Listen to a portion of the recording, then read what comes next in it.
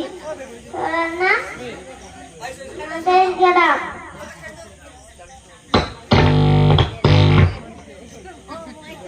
আমাদের ছোট গায়ে ছোট ছোট ঘর থাকি ছোট সবাই মিলে নায়কে অপর